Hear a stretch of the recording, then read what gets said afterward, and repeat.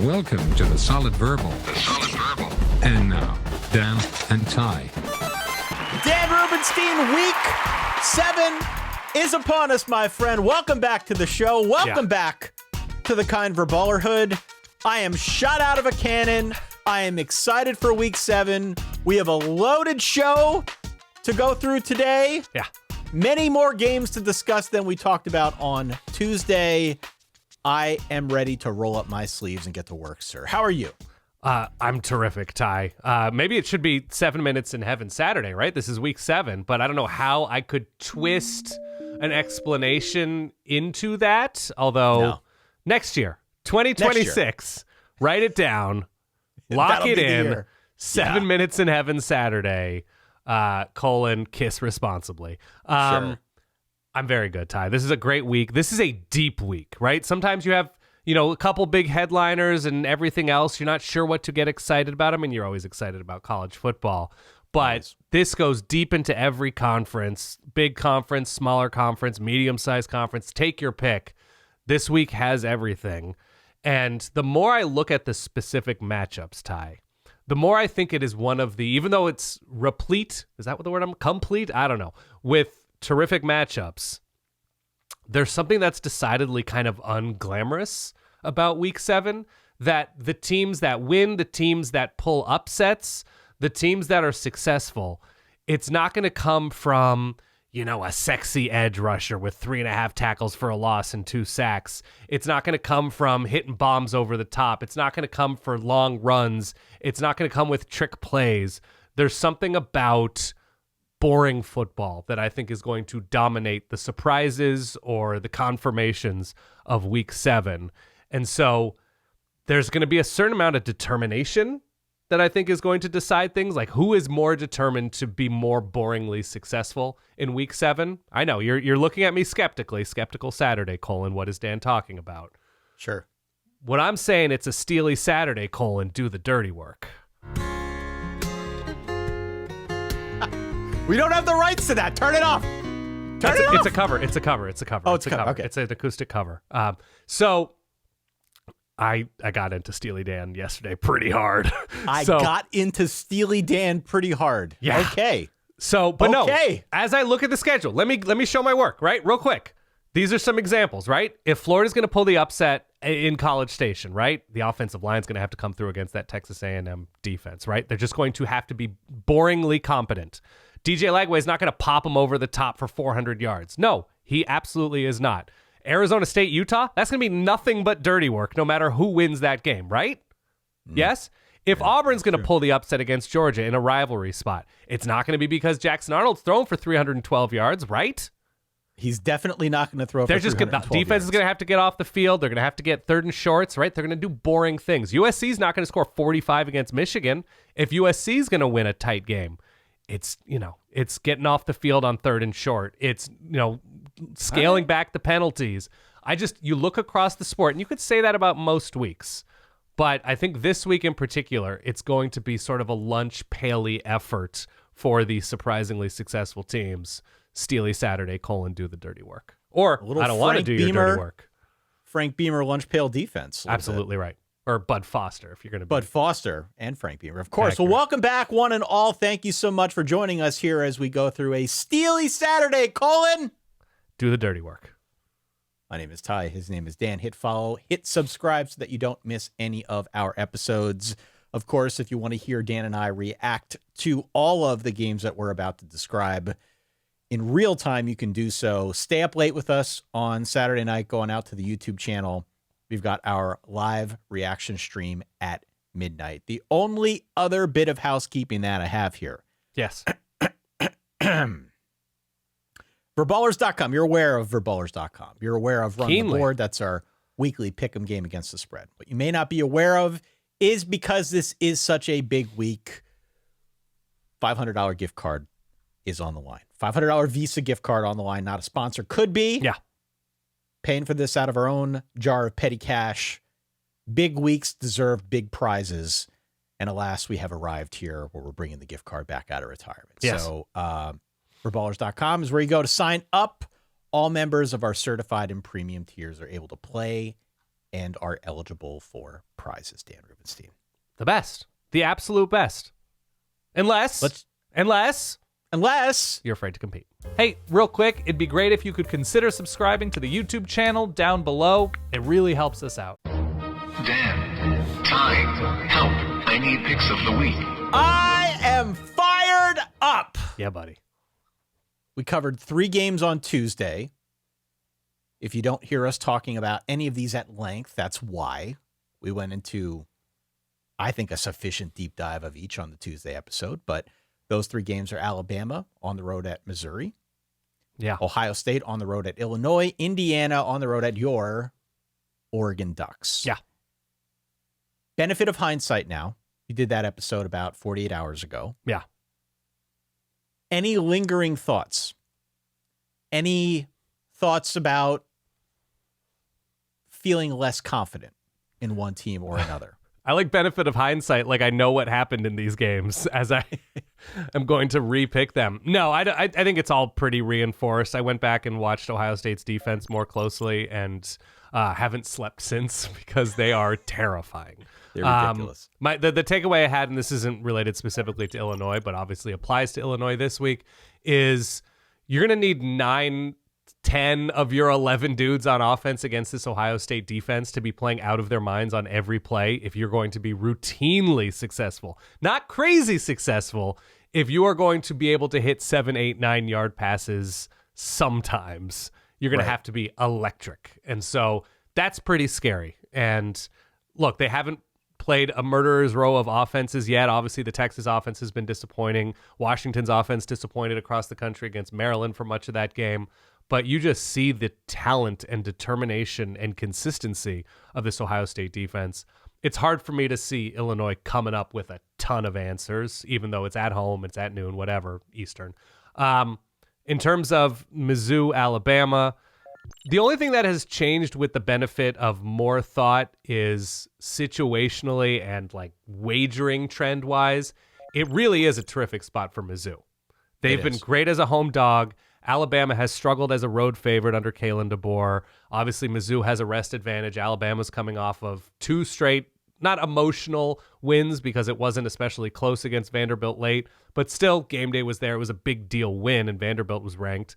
That it is a prime letdown spot, not because of Mizzou's status, but just because of Alabama's possible exhaustion. So that's that like cocktail of trend gave me a little bit more pause. But you know what? I planted my flag. I'm sticking to Bama there. Any of 2 of those? I mean, I can talk about Oregon, Indiana too. What do you have? Well, I want to talk about Oregon, Indiana because I went back and rewatched the Indiana-Illinois game for the probably 3rd time now, just in the run-up to doing this show, actually in the run-up to doing the one that we did on Tuesday as well. But what really comes out, I think, the more you watch that is Indiana took Illinois' spirit in the second half of that game. They removed Oregon's. I mean, it really felt like Indiana just took all of the soul out of the Illini. And in the second half, Illinois kind of quit. In the second half, Indiana was like running the same play over and over and over again, the same running play over and over and over again in the 4th quarter. And they still continued to score. Like, I don't think they were trying to run the score up. I just think that A, they were that good with many backups. Right. Or B, Illinois had quit entirely, probably some combination of both. But more to the point of the killer instinct thing that I have talked about with Indiana, I get we haven't seen it across the board in many of the big games they've played over the last year and a half or so. But again, it is this culture of just really going for it against any and all opponents that I think is really interesting in a matchup against Oregon. I am not expecting them to beat Oregon. Yeah. But I just think it's a really tough team with a better level of talent. And if they can do half of what they did against Illinois, perhaps they could put Oregon in a different place emotionally than we have seen the Ducks be at any point this season outside of, what we saw firsthand at the whiteout. Yeah, it's which of these coaches who are both steely and who are both maniacs in their own way are closer in Autzen Stadium to, I mean, it's an Apple menu item, right? Force quit. Yep. So who's closer to the force quit button? Because I don't think either of these teams, if they fall behind, have any quit in them. No. But which of these teams? Not. Right. Which of these teams is more pronounced in their ability to hit that button? I think Oregon has many more advantages because it's in Autzen Stadium, and I think the talent discrepancy is such that we haven't seen Indiana beat a team composed like Oregon yet under Curt Cignetti, right? They've played Notre Dame last season. They played Ohio State. They played Michigan and beat Michigan, but offensively they really did struggle in that game. So they beat Michigan to their credit, and that game was in Indiana. So away from home, with the performance against Iowa on offense, the performance on offense against Notre Dame away from home, and now, some question about, in my mind, about like Indiana's offensive line, especially that right side, or Indiana on defense having not played terrific offenses this year. Illinois, we can take your opinion. That I just think there's too much for Oregon here in this spot. Fernando Mendoza has played in Autzen Stadium, which I think is a credit to his experience, that he knows what to expect in this kind of atmosphere. Did not perform when he was a Cal quarterback there, but everybody's allowed to grow and improve, and I think he most certainly has. So I'm sticking with my pick that Oregon wins and covers here. With the bye week playing at home situationally, and I know Indiana has a bye week as well, I just think Oregon is in a really nice position to regroup and really play crisp football at home against a really good Indiana team. 55% of the bets right now are on Indiana, but 91% of the money is on Oregon. So a bit of a disparity there. I think it speaks to the people with the money are going hard at the Ducks in this one, but perhaps a lot of the public trying to back the side of the underdog. We will see. Again, this game is one of the big ones that is taking place on this here week 7. That one's going to be 3:30. Our friends at CBS are going to be on the call. Yes. Can't wait. I think CBS is like bringing the whole thing, right? They're bringing like the whole coach bus. They're bringing like the studio team. It's great. They're doing it up. Also at 3:30, this one on ABC. Number 6, Oklahoma on the road at the unranked Texas Longhorns, Dan. Yes. Texas is a 1.5 favorite. For years, we've called this one the Red River Shootout. I think this might be the year, Dan. You ready for it? Yeah. That we get the Red River Rock fight. Okay, well, do the dirty work, right? Do the dirty work. I could see that happening here. It feels to me like we might be headed in that direction. This is a Texas offense that has shown some flashes, but has definitely fallen short of most of our expectations. It's an Oklahoma offense that has been dramatically better this season with John Mateer. Yeah. Will John Mateer play in this game? I think is an open question. It didn't look as if he was going to. It seemed as if it was going to be a Michael Hawkins. Did you see the quotes from offense. today? I did. That Brent Venables has said, like, John Mateer hasn't played in like actual football this week. He hasn't practiced good on good, right? That, like, why would we play somebody who doesn't practice? Essentially is what he's saying. But who knows, right? True. So there are these reports out there at time of recording. We're doing this around midday on Wednesday. Mateer could play. I still tend to think he won't. Right. But either way, this is a historic rivalry. Either way, this is a very tight point spread, basically a coin flip. Which side are you backing? This one's real tough. Okay, so are we previewing this game assuming Michael Hawkins? Is that how we're approaching this? I am going to preview this one with a couple caveats. Okay. My assumption is that it's going to be Michael Hawkins. Okay. So you're getting either Michael Hawkins or a pretty limited John Mateer physically. Maybe. I mean, maybe he's got a bionic hand. He had surgery on his hand, on his thumb, whatever. Yeah, like 2 weeks ago. Yes. Had surgery. And apparently now he's pushing to try and get back out there. Right. Like you said, Venables not really spilling the beans at this point, saying that he's going to be out there for sure, kind of tamping that down a little bit. And I think that's probably the right approach. Okay, I think Michael Hawkins is fine. He obviously he played in this game last year as Oklahoma got destroyed by Texas. 34-3. 34-3. So if you're going to take Oklahoma in this game with Michael Hawkins, you're assuming defense plus some competence on offense is enough to win this game, like Ty said, in a rock fight. 20-13, 17-13, 12-10, whatever, take your pick, right? This game has been all over the map in recent years in terms of the score and the winner and the type of game that was played and how sloppy or not sloppy it was. I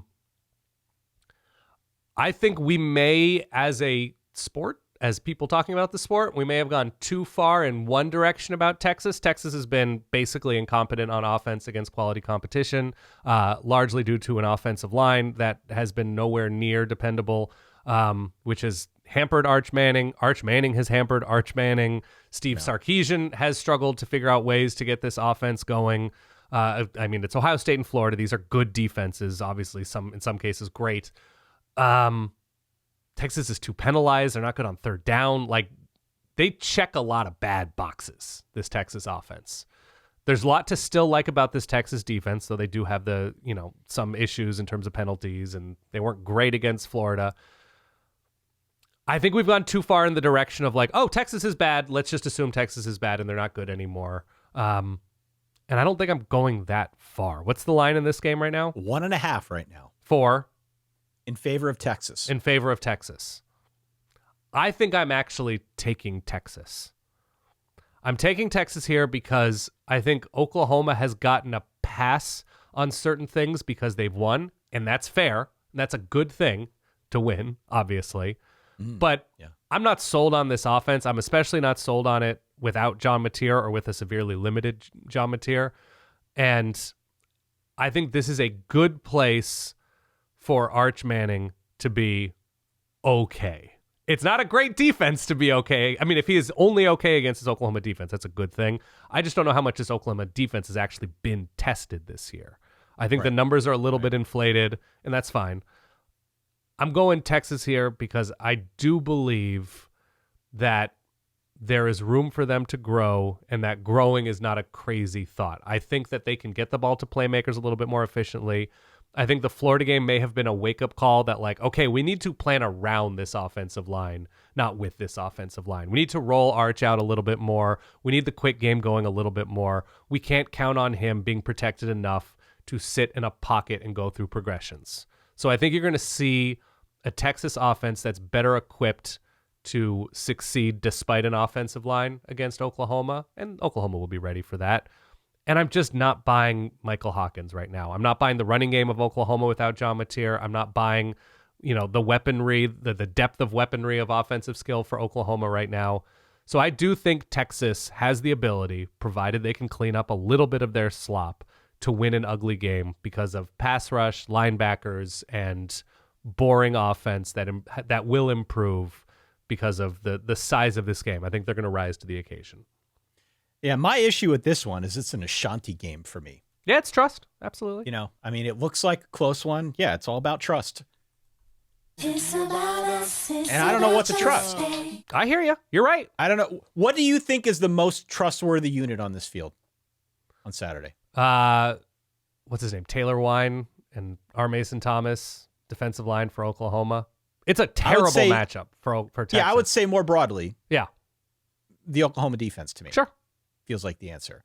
And what I took a great deal of time trying to comprehend this week was the idea that the Texas offense might be the least trustworthy unit on the field. Yeah.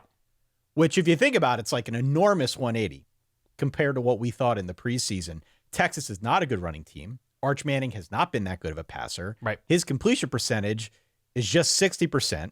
Texas is 82nd nationally in passing success rates. To quote the wise prophet Bob Slidell from Office Space, Dan, what would you say you do here? Yeah.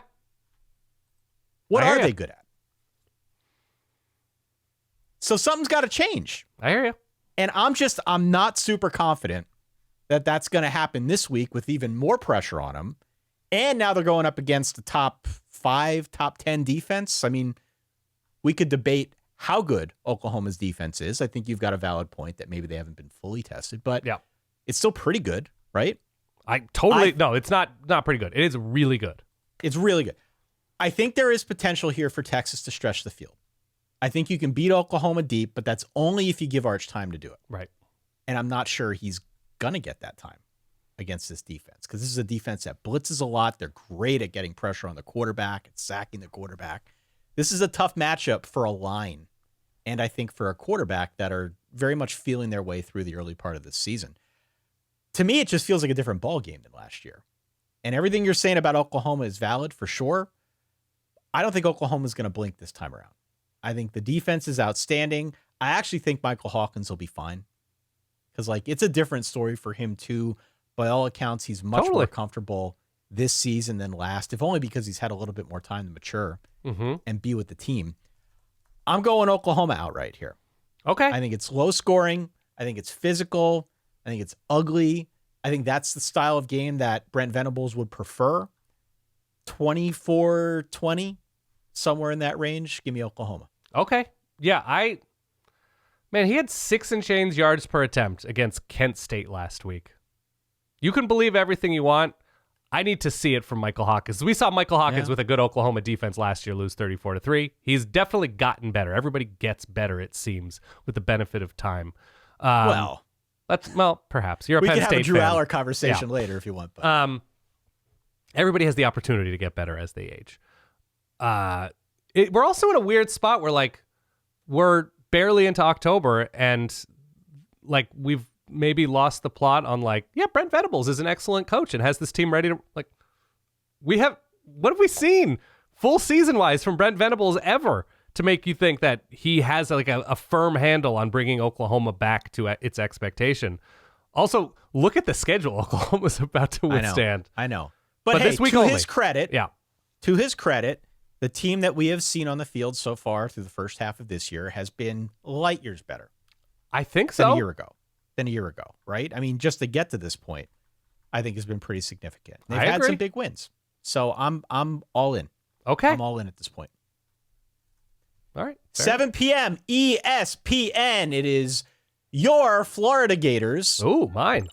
On the road at number 5, Texas A&M. A&M is favored by 7 points.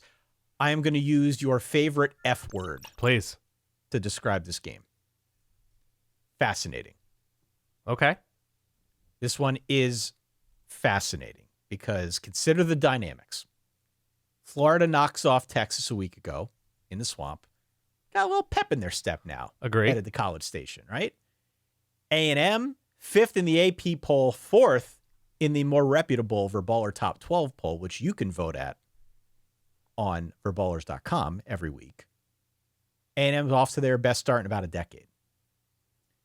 So now the question coming into this one is, was what we saw a week ago a mirage on the Florida side? Because they played well. They looked much better. Definitely. It seems that they found something on offense. That next gear that we have talked about and have wanted to see from not just Florida, but many teams around college football. Florida found it. Presumably because of Dallas Wilson finally getting out there and emerging very quickly partially as a legitimate wide receiver 1. Yep. You got him out there. Suddenly, DJ Lagway looks better. They gave Jaden Ball 27 carries. They stayed committed to the run defensively. 6 sacks of Arch Manning. Like, it all worked. Yeah. Everything worked. The question now for Billy Napier for Florida, I'll put it to you. Mm-hmm. Can you do it again? Because that's where we're at. I don't know if Florida beating Texas is going to buy a whole lot of goodwill for Billy Napier. He's not exactly in the good graces of the Florida community right now, right? Doesn't have great standing there. Right. So can they do it again here? It's a good question. Marcel Reed was very good against his Florida team last season in the Swamp, if I remember correctly. That might have been his first start, one of his first starts. It's early on. Here's where I'm at with Florida right now. Clearly on the road this season thus far, they've been atrocious with the game against LSU in the swamp, game against LSU in Death Valley with the 5 picks. They score 10 points, something like that. They score 7 against Miami. So if the worst of Florida on the road is 8 or 9 points, and then the best of Florida at home is somewhere at 28, 30 points, something like that, like they had last week against Texas, I'd put them scoring, if they're improving and if they're heading in the right direction, somewhere around 17 to 21 points against Texas A&M. Like, I don't think they're going to be able to overwhelm Texas A&M with any one facet of their offense. I don't think they're going to suddenly be able to bomb it on A&M or dominate the ground, especially because the offensive line has been pretty uneven and lumpy this year. I just think Texas A&M has its act together more, can win in more ways. And if you're saying both of these defenses are at the very least legitimately good, I don't see it as being high scoring. So I wrote down 24-20 Texas A&M. They get enough on the ground. They get enough in play action downfield. Not a lot, but to keep the Florida defense on its heels, still good, but on its heels a little bit more often than vice versa. So 24-20, A&M wins but does not cover this game. I mean, the A&M defense is really good. Yeah. Especially at home. Yeah. I love the confidence they're playing with on that side of the ball. I love what we've seen so far to Marcel Reed and the offense. I mean, Le'Veon Moss, Ruben Owens, they can run right at you. Mario Craver, KC Concepcion. These are guys that have added a whole new dynamic to the passing game. Yep. My big curiosity coming into this one now is which of the two quarterbacks is going to have more success with the deep shots? Yeah. Or at least which offense could generate the most chunk plays through the air? Like, we've seen Florida get cooked by some vertical shots so far this season. Yeah. Teams likewise are taking deep shots against Texas A&M. About 15% of the dropbacks are passes that are traveling 20 or more air yards. So teams are trying it. Yep. I don't know if they're having a whole lot of success, but they're trying it. I think whoever has more success on that front, whether it's the deep shot, the long rainbow through the air, or a catch and run, but the chunk plays through the passing game, to me, are the key in this one. The other thing that I would point out, especially since I think we're both kind of the mind that this could be a close game. Yeah. A&M is very good on special teams. That's true.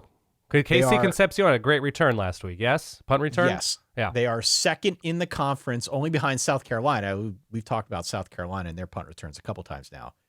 But second in the conference in terms of yards per punt return. Mm-hmm.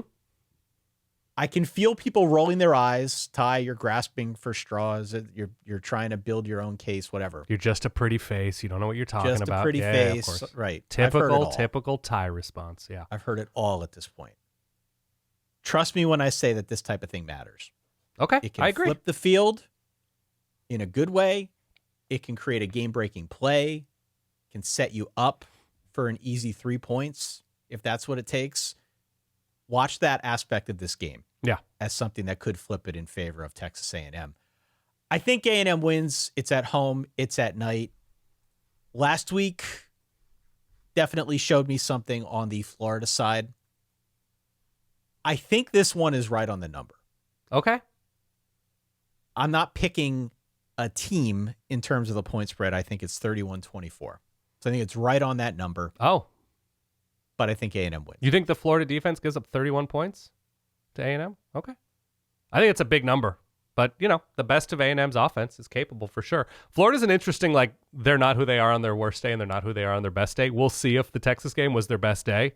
But I think they'll be somewhere in between the rest of this season. I don't think they're going to ever be as bad as they were against LSU in terms of turning the ball over. And I don't think they're going to be as good as they were at home in that spot against a reeling Texas team. That, they're going to win some 23-20. They're going to lose some 23-20. And I don't see them coming out with a win here. 31-24 implies that there will be chunk plays. That's true. And that we might see some action on special teams as well. Okay, you're right. So we'll see. We disagree again. Also, look, we've got two quarterbacks who, at least recently, have played pretty well. Recently, totally. For DJ Lagway means a week ago. Marcel Reed's been there all year. But I don't know if we're confusing either of these guys at this point as pinpoint passers. Lagway did it once when he got a receiver back. Yeah. Marcel Reed, that's a side of his game that we have seen develop over the last, 6 weeks of the season. But we could see some defensive playmaking as well here. That wouldn't surprise me at all. I totally agree. If there's one specific matchup I'm looking for in this game, Florida's been very good defensively on third down, and Texas A&M has been at best average and at times kind of atrocious on third down quietly. Hasn't mattered in terms of the win-loss column, but if Florida's going to shift momentum in this game, a lot of big third downs. 7:30 NBC, number 15, Michigan on the road at USC. The Trojans are a 2.5 point favorite. Dan, let me ask you this. Please. Your rubric is quarterback and defense, right? Yes. That's for making the playoff. That's for like winning a major conference, making a playoff. Who's playoff caliber? The teams with the intersection of high quality quarterbacks and defense. In a game like this, though, which side do you err on when USC might have the better quarterback, at least for now? Yeah. And Michigan has the better defense. Like, how do you mentally split that difference when you're trying to make a pick? Yeah. Well, Michigan has the better quarterback talent, but in terms of as a passer. Yeah, the here and now, yes. Jade Mayava is more of a finished product. I agree. So how do I compare quarterbacks? What do you want me to compare? How do you split that difference? It's sort of right down the middle of your rubric. One's got the better quarterback right now. The other has the better defense right now. Yes. I think situationally is how you split the difference, right? This game is not being played on the moon. This game is, being played in Los Angeles. It's at night, right? At night, 7:30 NBC. So it's Michigan 3-hour body clock change because Michigan, once again, is in the Eastern time zone. Check me, Ty. We've been effing up these time zones left and right. Buddy, I've been screwing up time zones since before you could walk. And you're like 3 years older, 2 years older than I am. So, okay. I actually like USC here. Okay. And I'm not crazy about it. So they'll be healthier on defense and maybe on offense than they were against Illinois. They were down, star slot corner. He's not really a safety this year, Kamari Ramsey. I'm not in love with this defensive front against the run, which should set off alarm bells when you're playing against this Michigan ground game and Justice Haynes. I get that. Well, and that's what I was going to say. Like, yeah. If nothing more, this is a really interesting proof of concept for USC because they have not played a team like Michigan yet this season. And I'm not saying they can't stop it. I'm just saying we haven't seen them stop it. Nor have they succeeded against this type of team during the Lincoln Riley era. Period. Well, right. And so alarm bells go off for me when I see a matchup like this because I say, well, there's a level of physicality here on both sides of the ball for Michigan that is going to present a challenge we have seen give USC trouble in the most recent past. Yeah. I'm still going USC here. I'm going USC here because I think it's a winnable spot because of their own ability to score points. And I think they're going to be able to score some points against this Michigan defense. I don't think this is a perfect Michigan defense. I don't love USC's offense if they're continually as beat up as they've been along the offensive line, especially against the edges of Michigan. But I think they can get downfield a little bit. I think they're going to be able to get off the field a little bit because, I don't know, this Michigan offense can be good, but I'm not crazy about who they've played defensively either. Like, Wisconsin is a pretty good defense, but Nebraska, I don't know. This offense is nowhere near a finished product. And I also think mentally there might be something about Michigan. Oh, they just lost to Illinois. It's USC. It's the West Coast. They never win these types of games, where I think they underestimate SC a little bit. And maybe that's just me projecting. I think they are disrespect. I think there is a little bit of disrespect. USC was one broken play away from beating this team last year, and Michigan had no quarterback play, of course. But USC was able to handle it to the point where they were knocking on the door to win this game in Ann Arbor last season. And I think they're better this year. We'll see. I think injuries are going to play a huge role, but I think USC should be able to run it some. I really do like USC's running game. I think it's actually been quite good. We've talked a lot about the passing game, but their running game has been good as well. I think they have the best receiver in this game, and that's not a controversial statement, though I love that Donovan McCulley was featured more and made more plays last week. I have USC winning this game 31-28. Back and forth. Wow. USC is able to close a game for the first time in a while under Lincoln Riley, a tight, close game. But I think the passing game advantage is interesting here. I think the home spot is interesting. I think the crowd will be in a frenzy. Right, this is a huge opponent coming to LA. I think USC gets it done. I think they make enough big plays to keep the Michigan defense on its heels. So on the Michigan side, just to close the loop on the offense. Yeah. It's a very good rushing team. It's a passing game that I think is quickly coming of age with Bryce Underwood, but it's still not fully there. Right. It's getting there. It's fair to say, though, that it also cuts both ways, right? If I want to talk in good faith about USC not playing a team like Michigan this year, Michigan has not seen an offense like this. Agree. This year either. Like Bill Connolly and his SP Plus, they grade USC as the top offense in the nation. Right. And to your point, yeah, they've been outstanding on the ground as well as through the air. Mm-hmm. Personally, I'm terrified of what they might do to Notre Dame next week. So I think this is a good challenge all around. Okay. I just feel like I have seen this movie before.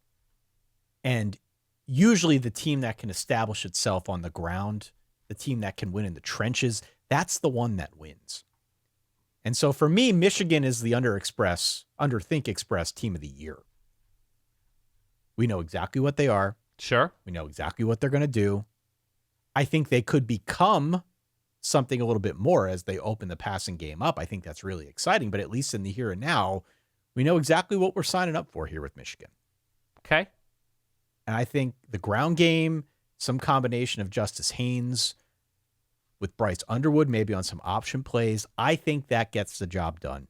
And I think the defense travels here. I've got them winning outright. I disagree with you. But, okay, how many points, if USC is not quite as good as usual because of the Michigan defense, but still okay, how many points do you need to beat that USC team? I've got it at 27-23 Michigan. So you think Michigan will hold? See, I think you need to score 30 points to beat USC. That's entirely possible. So I have it 31-28, barely covering. Okay. What is the number right now? I have it down as 2.5. 2.5. Okay, so barely covering. 82% of the bets and 95% of the money on USC. Yeah. I think USC is the move here. A lot of people are liking the cut of your jib, but I'm going to go Michigan. Okay. I still don't like these, the non-Donovan McCulley receiving options in terms of their hands, in terms of what they can offer an offense down the field. I think you need to show what Luke Altmaier in Illinois were able to show to beat this USC team. So, yeah, I'm going SC. 7:30 ABC, number 10, Georgia on the road at Auburn. They call it the Deep South's oldest rivalry. Georgia is a 3.5-point road favorite. Yes. Georgia rebounded nicely after the Alabama loss. They dominated Kentucky last week. Auburn is coming off a bye. Before that, they had the close 16-10 loss to Texas A&M back in week 5. This line surprise you at all? 3.5. A little bit, but then once again, and I've done this multiple times this season, because I think we're going to disagree on this game once again, I think it's a good Auburn defense. This game's at Auburn. They're a home dog in a big emotional spot with a crazed crowd. Like, you can't... Here's my problem with your line of thinking, and this is why you're always wrong, and that's okay. We love you anyway. Sure. I think you make up your mind about a lot of teams on, like, September 22nd. I think you do. Okay. And I think you forget how ridiculous this sport is. That Auburn could beat Georgia and then lose to, take your pick, Furman. I mean, all I got to do is log on to Twitter for 5 seconds to remember how ridiculous the sport is. So, no, that's not lost to me, but okay, continue. Please continue. So what I'm saying is Auburn could beat Georgia and lose to Kentucky, and nobody would bat an eye, right? Kentucky's in a few weeks. It's not the next game. But I'm just going to stick with my life philosophy here. And all the boxes are checked to me. Now, I don't love Auburn's pass defense all the time. They're really good against the run. Are you going to take Auburn outright? I am taking Auburn outright. Oh, come on. They're my home dog of the week. Are you serious? Yes. Ty. Wow. I don't even have the sport. sound ready. Where's my sound here? I got to find the sound. I was not prepared for this. I agree. The Yakos, home dog of the week. So Georgia does have Ole Miss. Not that they're looking past a game, Jordan-Hare, but they have Ole Miss next week. Wow. I'm just telling you. I'm telling you, You are especially out in the of SEC. your mind. Not, man. You are out of your gourd. I'm telling you, Auburn's not that good, but they're good enough occasionally, right? So I don't love the offensive line. I don't love Georgia's defensive line right now. I think they're much stronger at linebacker. But There is I don't see this at all. Buddy, I don't. I'm telling you. I don't mean to interrupt. Please continue. Especially in the SEC. Home dogs with good defenses in a big, emotional, crazed spot is a tough team to go against. Auburn's going to be up for this game. Auburn's going to win this game. You can doubt me. I'm sure people listening are doubting me too. But you know who dislikes Georgia more than anybody? Georgia fans. And to me, right, that gives me a little bit of pause that this team is good, but shoots themselves in the foot too much. And, one game they're going to look like it's a great play call from Mike Bobo, like the game plan and the execution is great. And the next game you're left scratching your head. I just think you make up your mind too quickly during a season. And I think there are ebbs and flows and peaks and valleys. This is going to be a peak for Auburn. I think I'm just weaker when it comes to calling you out when you make up your mind too quickly. It's because there are plenty of those moments too. Totally true. But okay, listen, my picks have been horrible. I will take the criticism. Yeah. Who are we? I've been bad at this, but not on this game. Yeah. Not on this game. I will give you this. This is a very interesting matchup. If only because both of these defenses have been nails against the run. Mm-hmm. Both are third nationally in success rate allowed on the ground, right? Yep. What does that mean? It just means they're both really good against the run, okay? Yep. I really, really like the middle of this Auburn defense. Keldrick Falk up front, Atkins, Woodyard, the two linebackers behind, they're nasty against the run. Mm-hmm. I do like the Auburn defense.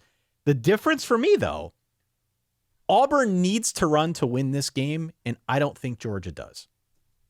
And I realize it may not be Georgia's default mode to have to throw it to win, but they can if they have to. And I think we have seen enough out of Gunnar Stockton these last couple of weeks to trust that in a pinch, yeah, he can do that. He can make some big throws. We saw it against Tennessee. Yep.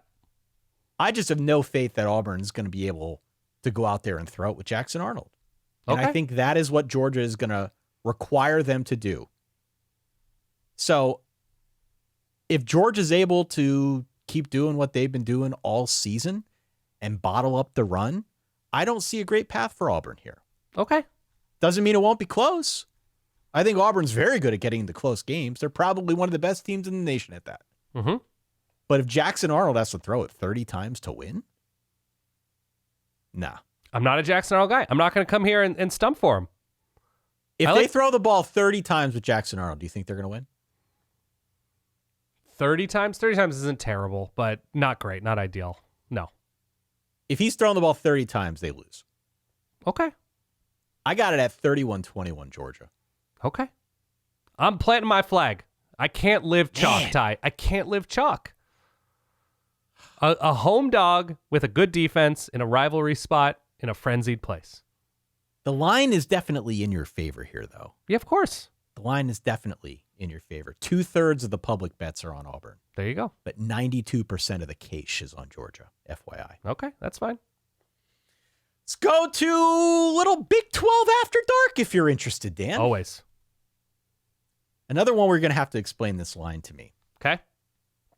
The bets, the money, it's all on Utah.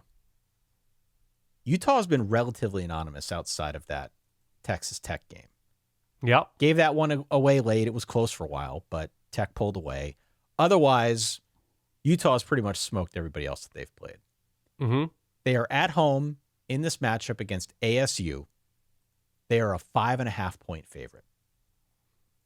Correct. I was not impressed by Devin Dampier when I saw him against Texas Tech. He was hurt. He was hurt. And might still be. Yeah. And maybe Tech's just that good, you know? Totally true. What do I know? We need more data on that. The fourth quarter was. Texas Tech didn't look that great in terms of penalties and shooting themselves in the foot those first three quarters with Baron Morton. But yeah. But defensively, they're pretty good. Definitely. At least. I think at this point in the season, we know a lot more about Arizona State than we do to Utah. Would you agree with that statement? Probably. I like ASU's defense a lot. I like that they're a havoc-heavy defense.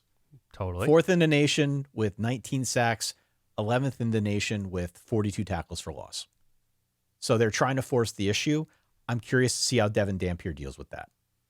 Because, again, my impression after watching him against Tech was that he looked like New Mexico's former quarterback. Yep. That may not be fair. I know there's a whole injury thing, and look, he's still kind of getting used to this as well. But that to me was the big red flag when I was going through this one. How I think ASU is going to try and force the issue, and I'm not sure how Utah is going to respond. Force what issue? Force the issue with their defense. It is a playmaking defense that is relying on havoc to try and turn the game in their favor.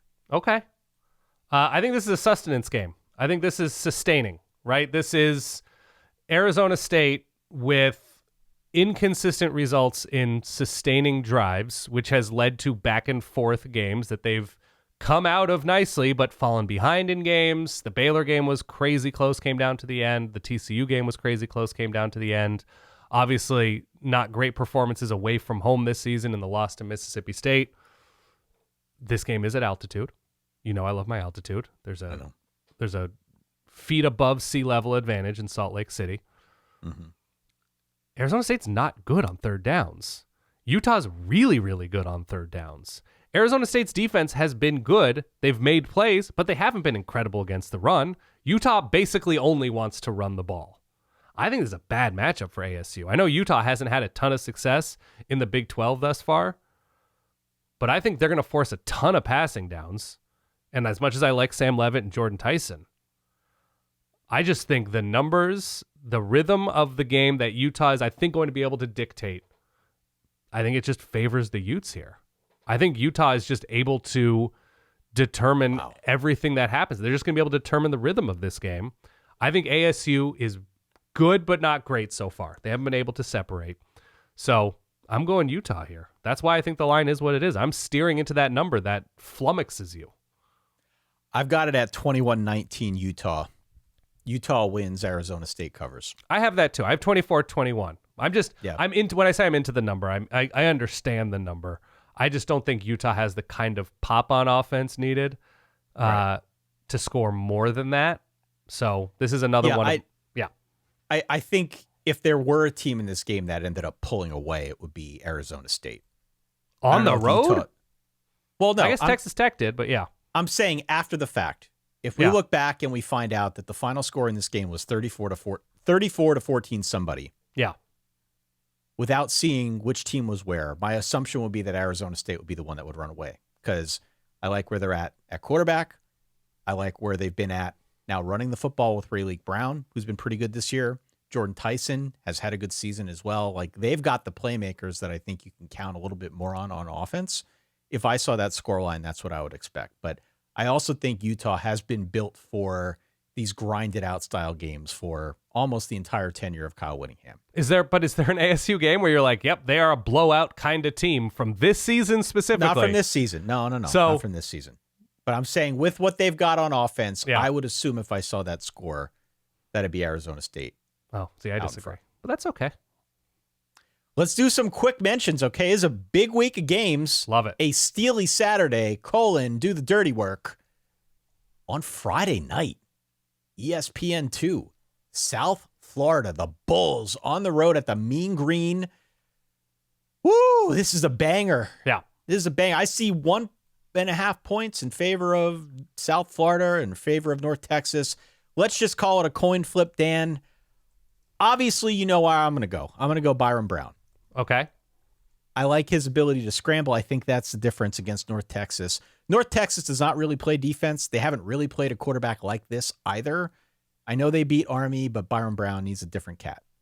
So give me South Florida to win on the road. But this is a very, very big G6 game. Can you finish this sentence, Ty? I bet you can. This is the true story of 7 strangers picked to live in a house, work together, and have their lives taped to find out what happens when people stop being polite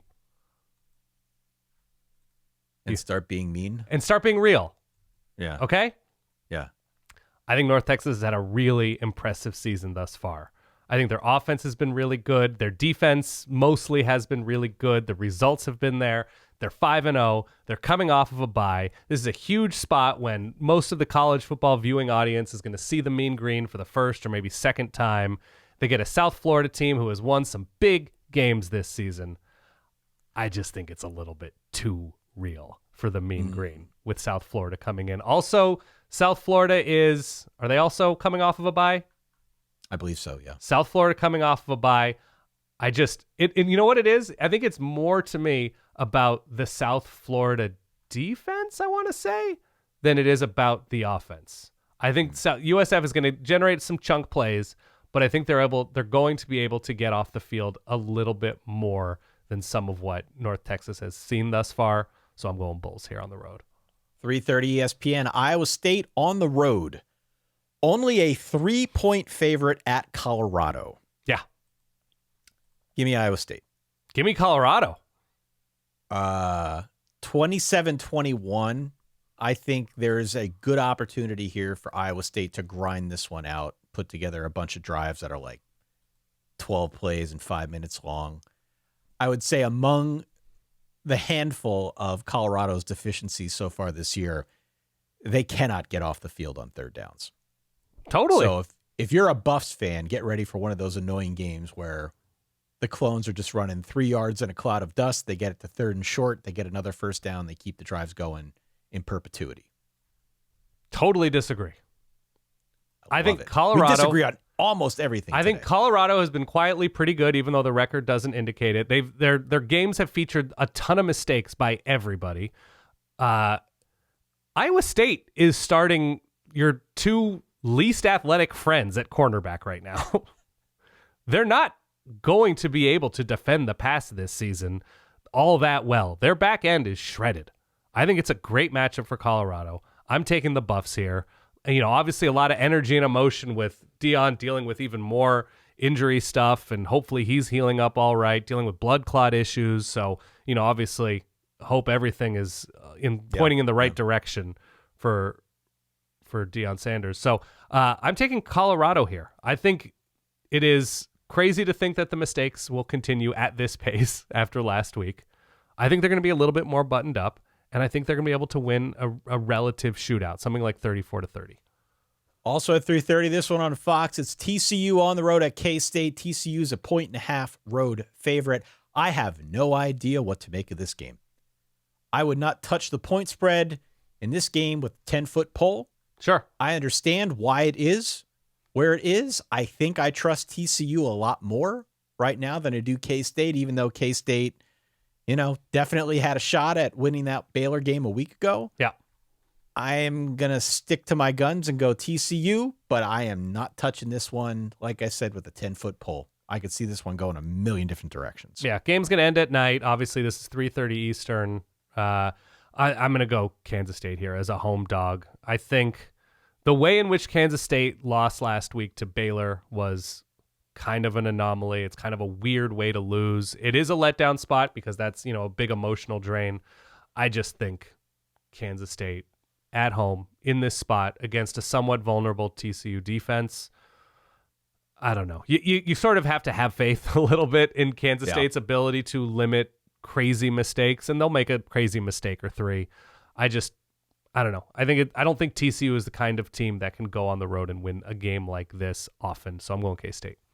7:45, South Carolina on the road in Death Valley at night. SEC Network, LSU favored by 8.5 points. I love LSU in this matchup, Dan. Okay. Give me the Bayou Bengals. I like South Carolina. I do. Outright? No, probably With the not. points? No, not Both? outright. But there is something about South Carolina right now, coming off of a bye, and I believe they both are. I just think they can score 17 points, and I don't think LSU can score 26. So I think South Carolina's defense is okay, not amazing. I think they're okay. They're terrible on third down on both sides of the ball. I don't like this offensive line for South Carolina at all. They haven't been able to run. Two good quarterbacks. Big emotional spot. Is this a look-ahead spot for LSU at all? No, they have Vandy next week, They have Vandy next week, in Nashville. Well, Vandy's good, but I don't think that's going to occupy all their attention right now. I'm just not in on the LSU offense being able to score 28 points against South Carolina. Right. So I'm taking the points. And finally, 8 p.m. ESPN2, it is number 18, BYU, a 1.5 favorite on the road against Arizona. By the way, BYU is 5-0. According to our friend Bill Connolly and his projections, BYU is projected to be a one-score affair or in a one-score affair in 5 of its next 7 games. Yeah. And he's got them going 11-1 right now. Okay. Per projections. The remaining schedule looks kind of tough to me, so I'm not going to commit to that yet, but I do like them here. I like BYU here minus the number. I think their numbers and their reputation are a little bit inflated given they've played maybe the worst team in the Big 12 in West Virginia, maybe the worst team in the ACC in Stanford. I think BYU is good. I think this is a tough spot. I think a home dog Arizona team in the desert, when they have a feisty, not electric, but feisty defense, ability to run the ball, I think it's a bad spot for BYU. I think Arizona takes it. Man, we disagreed on almost everything. Correct. We agreed on like one game all week. This is bad news for me. This is very bad news No, look, for me. this could be an anomaly week for you. Let's do some under-the-radar games. Please. All right. So these are games that I'm interested in. Could maybe see an upset, an underdog. Let's go through these rapid fire, okay? Let's. High noon ESPN. Your Pitt Panthers on the road at the number 25 Florida State Seminoles. Florida State is favored by 10.5 points. Give me Pitt plus the points. I love Pitt plus the points as well here. Now, if this game were at night, if this game were 3:30, maybe I'd reconsider. That's too many points for Florida State. And at a certain point, I'm not saying you disregard week 1, but you put it in its little place. You put it in you partition week 1. Lock of the You're week. talking about a true freshman, right? Quarterback for Pitt? Yep. That's a tough spot. This is a huge letdown moment for Florida State. And you do have to ask, if we only partially consider Alabama because it's week 1, what has Florida State shown since against quality competition? And that's an 0-2 record in the ACC. I did not mean to interject with my lock of the week sound, although I kind of did, because I am back in on the Pitt Panthers. We're back, baby. I mean, they demolished a likely bad Boston College team. A likely very bad Boston College. Yeah. We'll get to that in a second. Yes. Also at noon, UCLA on the road at Michigan State. Michigan State favored by 8.5 points. Probably a decent time to fade UCLA on the road. I like Michigan State here. If UCLA, look, we're talking about hypotheticals. If UCLA competed but lost close late to Penn State, this is a 10.5, 11.5 point, 14.5 point spread for Michigan State. I think UCLA is rightfully being rewarded for their performance last week. And Michigan State being favored by this kind of number this season doesn't fully make sense, but UCLA lost to Northwestern. They've shown themselves to be pretty bad at times this year. I'm going Sparty here. 3:30, we've got Nebraska on the road at Maryland. Nebraska favored by a touchdown. It's about to be October the 11th. Yeah. Nebraska's about to play its first true road game. I saw this. Yeah. Have not gone out for a true road game. Of course, they played opening week at Arrowhead against Cincinnati. Yeah. I think they win. I think it's close. I think it's something like 34-31. But as always, Dan, fear the turtle. I think Maryland keeps it close. Look, whatever Dylan Raiola was or was not last season on the road and what this offense was on the road does not mean that it's getting replicated this season. But they were pretty atrocious on the road last year. And Dan doesn't forget, not on steeliest Saturday, do the dirty work. I think Maryland does enough dirty work. Nebraska's somehow, some way able to pull it out, but I think it's close. I still think the Maryland defense is legit, if not excellent, but they're legit. And so, situationally, I'm going home dog here with Maryland. 3:30, Air Force on the road at UNLV. I bring this up because you mentioned this the other day. Yes. UNLV is 5-0. They got a big one next week on the road at Boise, but the rest of the schedule is very manageable, so do not sleep on UNLV. They are a 6-point home favorite against Air Force. I am taking Air Force plus the points, Dan. I think prime look-ahead spot here for UNLV. Yeah, Air Force is also 1-4, and I don't think they have an FBS win in this moment, right? Correct. Air Force's pass defense is likely the worst in the country. And UNLV can throw the ball, and Dan Mullen calls a good game. They're good on third downs. I actually am worried that this line is too low, but I can't find a reason to take Air Force has been atrocious this year. I'm going UNLV lock of the week. Lock of the week. I'm going the other way. Lock of the week. Love it. 7:30 on Fox. Kansas on the road at Texas Tech. Texas Tech favored by about 2 scores. Yeah. Give me Tech. I'm on Tech. Who's the best thrower that Texas Tech has faced this season? The best thrower. The best person to throw the ball downfield successfully with some regularity. Not a ton. Texas Tech has played against Oregon State, Kent State, Utah, Houston, and Arkansas Pine Bluff, I believe. Right. So Devin Dampier, likely not. Connor Wigman, Zion Chris, likely not. Malik Murphy has been awful, and the Oregon State offense has been awful this season. This is all a way of saying Jalen Daniels in Kansas are offering up something that Texas Tech has not been able to prove itself against this year in terms of pass defense.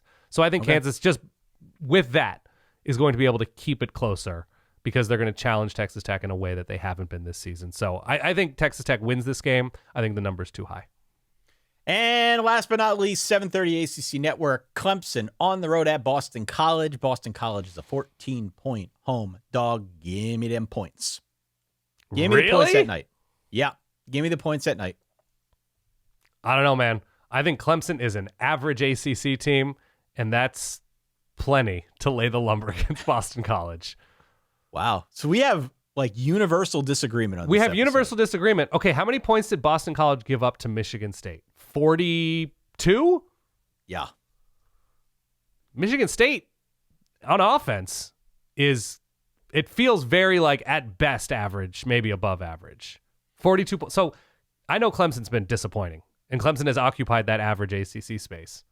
I don't know. I think Clemson can win this game. After what I saw from them last week, sure, 40-14. Write in solidverbal@gmail.com. Let us know your thoughts on these games and more. Don't forget to go on out to verballers.com and get in on Run the Board. Play for that $500 Visa gift card. I can't believe I'm saying that out loud. Okay, I just need to acknowledge something quick. Please. The Verballer Hood's in a bit of a curious situation right now. Uh-oh. It is. Let me zoom out for 1 second. I'm ready.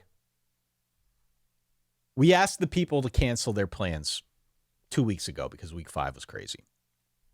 And then last week ended up being crazy as well. So even if you cashed in on the window that I gave you, the opportunity window to go out and be amongst the people, might have been distracted. You might have been checking your phone, not as present as you need to be, right? And now we got week 7, which is also pretty meaty. Steely, as it were. Steely Saturday, do the dirty work, right? And week 8 looks good.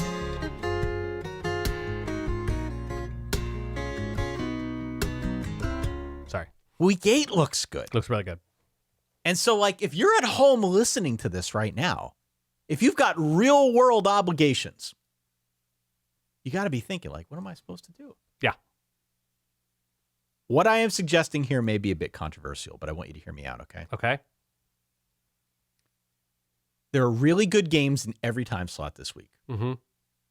I think the afternoon games could end up being good in name only. I think there's a chance we get a bunch of blowouts, maybe a close Red River game. But if you're on Eastern time, if you're on Central time, that's where most of our audience is typically located. Yeah. My suggestion is, A, do an early dinner. Mm-hmm. The weather looks nice across the Eastern Seaboard, okay, across most of the country. It's a great time of year. I'm a sucker for a spot with a nice patio. Maybe you got one of those. So I say early dinner, find a patio, hopefully enjoy some cooler temperatures. Okay. Grab a drink or two, set the mood, set up a nice night on the couch. Uh-oh. For a little Todd Blackledge and chill. Blackledge and chill. Does anybody else's last name rhyme with Flicks? Better than Blackledge? Did you look this up? No, Eagle and chill didn't really work for me. Blackledge and chill, though, has a nice little ring to it. By the way, sidebar, and I'll say this artfully because I know we're probably listened to in Chrysler Pacificas across this great land. Which announcer has been the soundtrack to Passionate Evenings the most? Oh, geez. I mean, it might be Gus Johnson. No, he's early. He's at noon. I mean, you can DVR. I know you can do afternoon delights here, Ty. I can explain to you the details after. Yeah. But I think typically you're talking about late night Saturday night. And may he rest in peace. Is it Robert Kakaula, Hawaii? I think I pronounced that right. I apologize if I messed that up. He's a legend. I'm trying to think who did all of those Pac-12 After Dark games. Right. Who is Guy Haberman? Who was doing all those like Wazoo Cal games? That's probably the answer. Mark Jones is doing late night games. Rod Gilmore? Is it Rod Gilmore? Throwback Steve Physiok? Petros Papadakis? No, definitely not Petros. Well, I'm just saying happens to be on in the room while it's happening. Right. Who has been the inadvertent commentator and voice to a many a sultry evening? I don't know. Maybe a little Anish Shroff? Wild card? It just feels like afternoon. It just feels like he's not in the vicinity enough. Yeah, I think it has to be somebody that was doing those later night games. Pac-12 After Dark. Yogi Roth? Sure. Yogi? You could text Yogi. Yeah. Get his thoughts on it. Yeah, but who is that late night voice? Carter Blackburn doing late night Mountain West? I'm saying it's Blackledge and Schill in week 7. All right. Fair enough. With all that being said, a special treat for the Verballerhood. In place of our normal Quadfather segment, we have a celebrity guest picker, do we not? We do. Absolutely, we do. All right, Dan, it has been 14 years since we last had this gentleman on the podcast with us. He is the soundtrack of your Saturday night college football viewing experience. Chris Fowler, welcome back to the Solid Verbal. How are you? Sorry about the 14-year gap. I've been busy, but that's a long time. No, great to be with you guys. I'm a consumer of the pod, so I appreciate what you guys do. Happy to join. Thank you. I have to admit, I did see a recent Instagram post from you where you were advertising tongue-in-cheek the CF logo on a hat. And I bit for a while. You said you put it on hats, on polos. Once you said you put it on pajamas, that was when I started to I need to look into this a little bit more. But you had me for a hot second. His Aunt Harris pajamas. I think you're right. I almost added the line so you can, sleep with the logo, but I pulled back there. You're a little bit gullible to get that far into it. When I said that all proceeds go to the hedge fund that has an excellent return, most people at that point, if they didn't get it then, I pity them. But yeah. I just thought maybe with your proximity to tennis, because everybody in tennis has like their own logo. That's true. I thought maybe this had rubbed off on you and you decided to take it in that direction. You still see RF logos, the Federer logos everywhere in tennis, even though he's been retired for a few years. So I hope to have that kind of longevity with the Chuck's Fish. The restaurant, there's a bunch of Chuck's Fish in southern towns, and they gave me the merch. And I've done it twice now. This is the second year I've pulled the prank and still get a few people. So love it. So what's been the early highlight for you thus far? I mean, we're not quite halfway into the college football season, but of course, in your role, you have an opportunity to call some of the biggest games every week. Is there a highlight that comes to mind? Is there something about this season that feels different or the same versus previous seasons that you've been on the call? Well, I mean, the unpredictability has been fun. I mean, if you told me we're going to sit here early October and that the highest ranked teams in the SEC, the conference where I live most of the time, the 3 highest ranked would not include Georgia, Texas, Alabama, LSU. I mean, I didn't think A&M, Oklahoma, and Ole Miss would be in that position. It shows the depth of the league, but it also shows you that preseason ideas about who's good and who's not good have been wrong. I mean, I'm covering the Red River game, and Texas has been a massive disappointment, trying to get to the bottom of that, but 2 losses already creates real urgency early October on their end of things. But which I enjoy. I mean, the UCLA stunning Penn State. That was one of my favorite moments. Talking about a single moment of the season. Jerry Neuheisel, blonde locks flowing, boyish smile, tight ends coach turned the play caller, mesmerizes the mighty Penn State defense. They score 6 touchdowns. He gets carried off the field as a new offensive coordinator. And I've known Jerry a long time. I knew Rick forever, and socially even. And so to have that moment, that unexpected moment, it's the beauty of the sport. It's why we love it. I mean, no one saw that coming. And there'll be other things we don't see coming. They happen almost every week. So it's interesting you bring that up. And for so long, you called games on the West Coast. You called games in the Midwest. Obviously, you have a connection to State College growing up. Has it hit you that you're doing less, if not none of those games in that specific way? That, like, obviously these are things that are out of your control, but like, is that different in the back of your mind? Yeah, it hit me with a sledgehammer. I mean, I love being in the SEC. It's the deepest conference. The excitement of the games just jumps off the screen in prime time. Don't get me wrong. We've had really good matchups.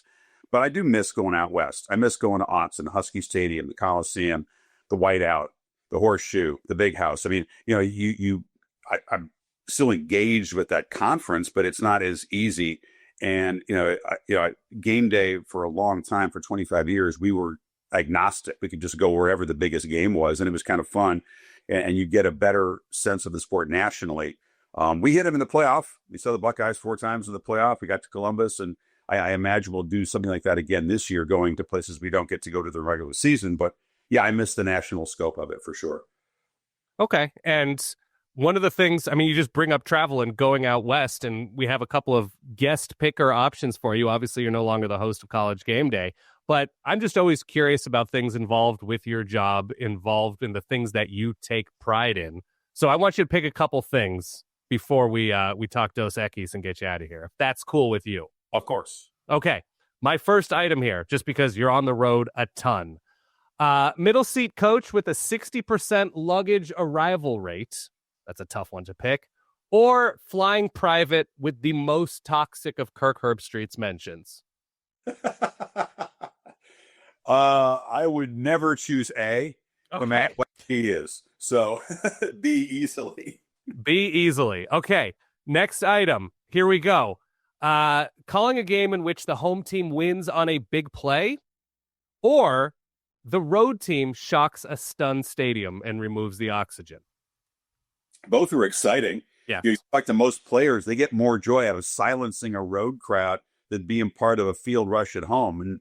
And that's maybe the kind of red ass contrarian that a lot of players carry with them. I mean, I love a home crowd. I mean, I got into this business because the joy of the crowd collectively was what attracted me to the radio and the TV when I was 10 years old.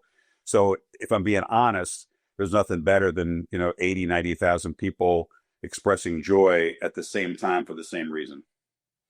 Chris, nailing an impossible name and getting a note of thank you, perhaps from somebody from the family, or nailing a chaotic call with all of the right details, all of the nuance, one-shotting an incredible call.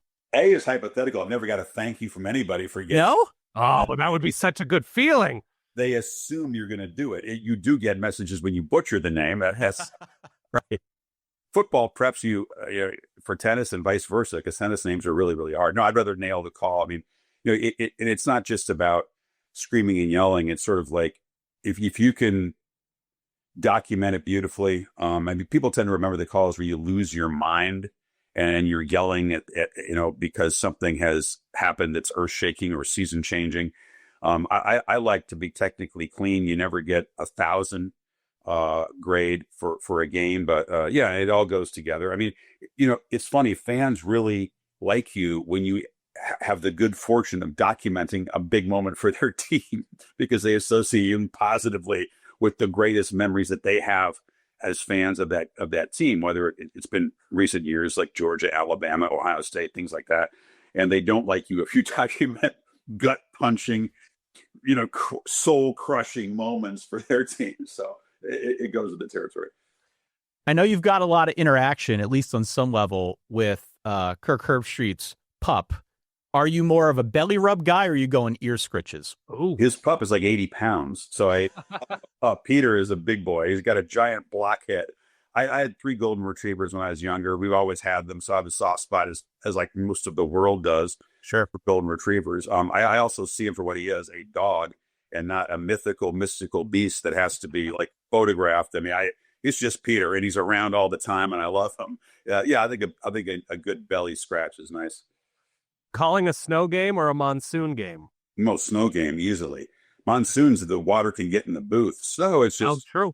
It's just tough on the player. We've had a snow globe game. I think it was the battle for Paul Bunyan's axe. A Minnesota-Wisconsin game one time was really fun.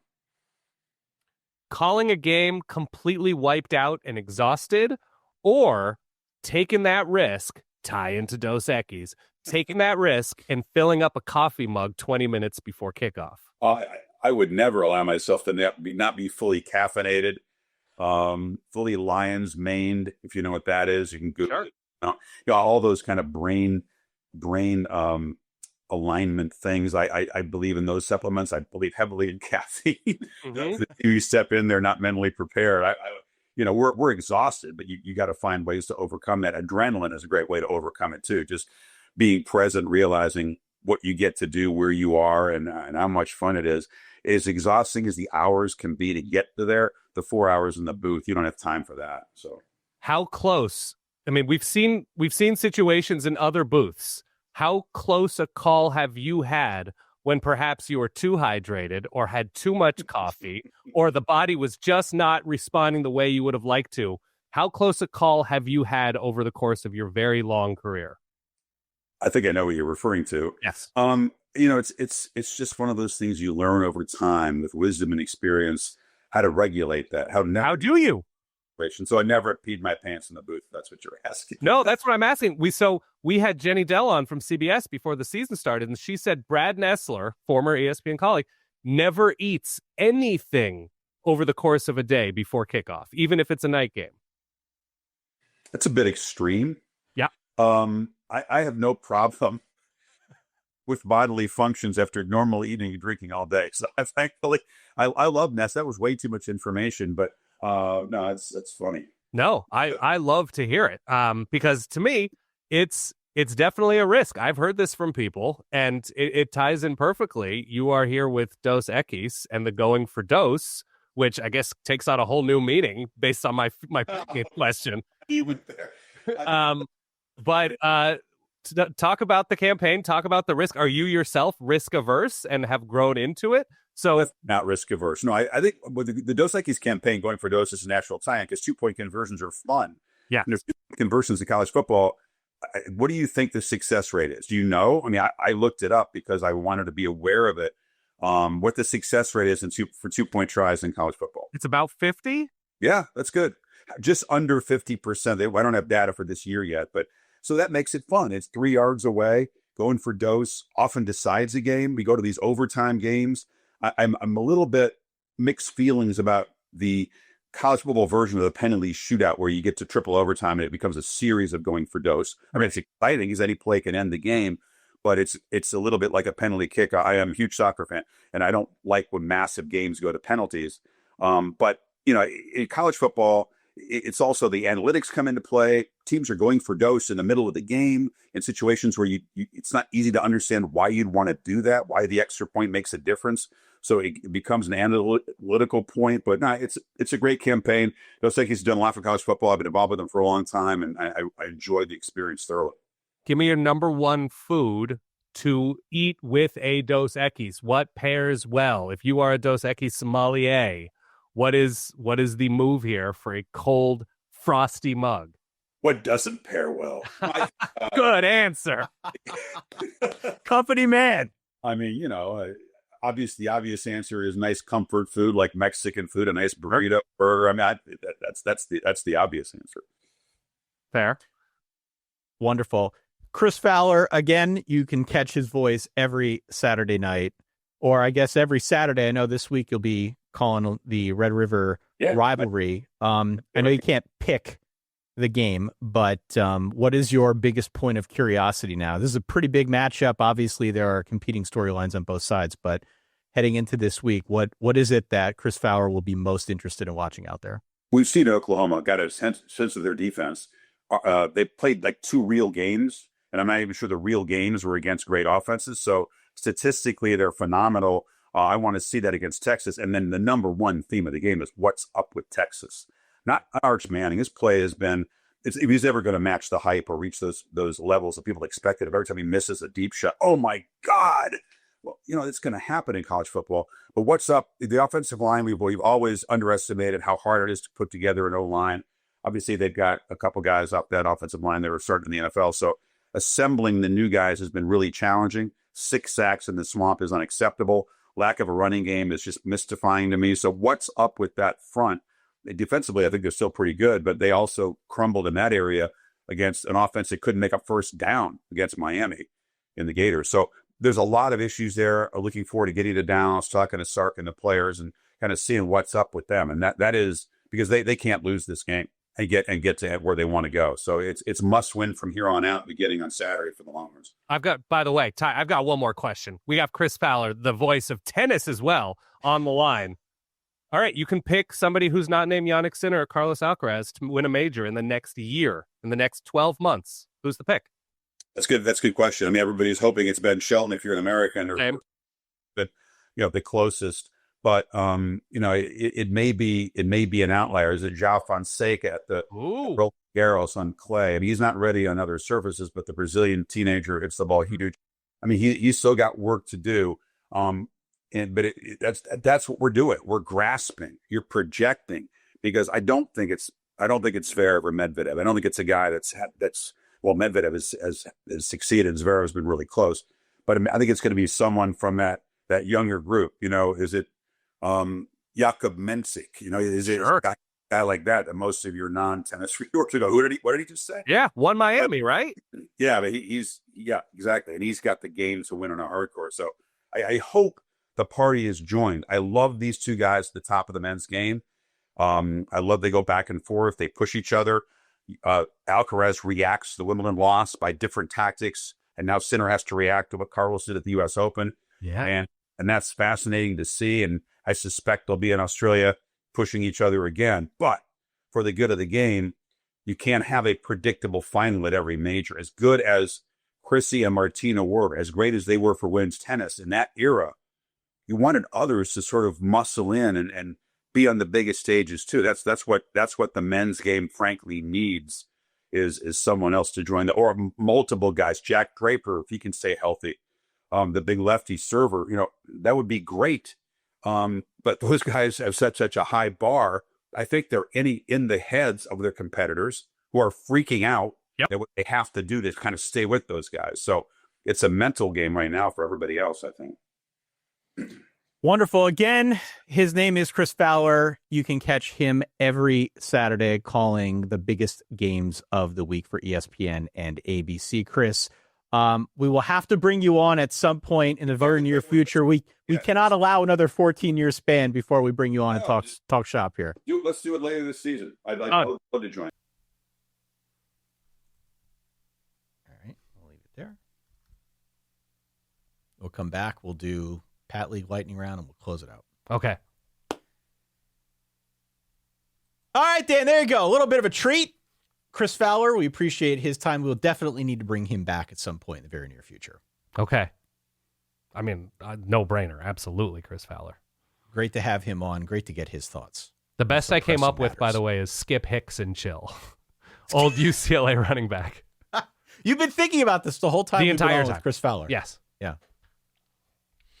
Well, that does it. Look, big thanks to Chris for stopping on by, giving us so much of his time. He's a busy gentleman.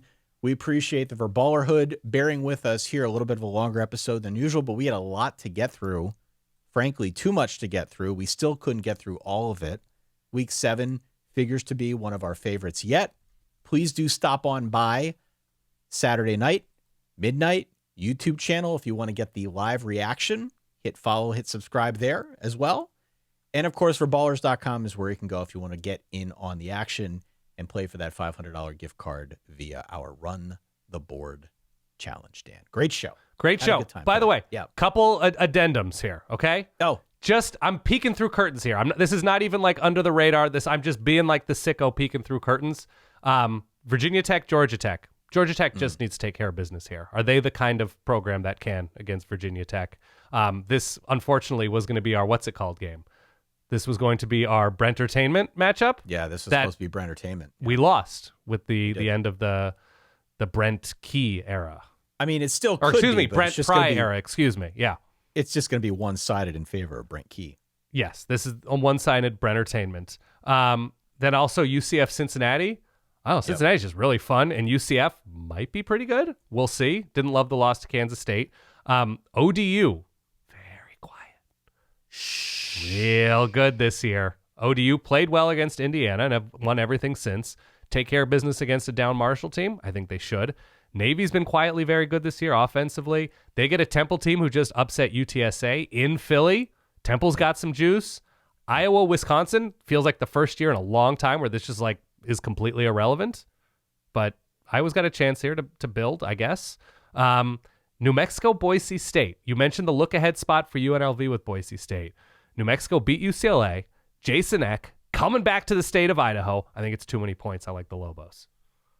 Okay. Also, drop that big, stanky, creamy, smothering drum and fife, please. Oh, baby.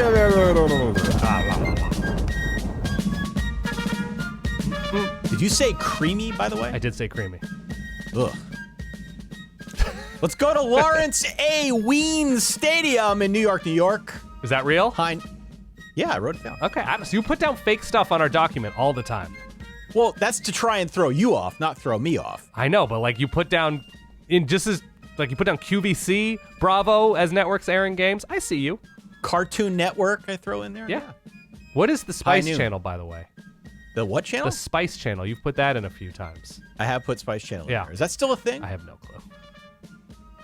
12 o'clock, high noon. Lehigh 6-0 on the road at Columbia 1-2. Ooh. Give me them Mountain Hawks, baby. Uptown, New York City. I'm going Engineers as well. They're rolling through.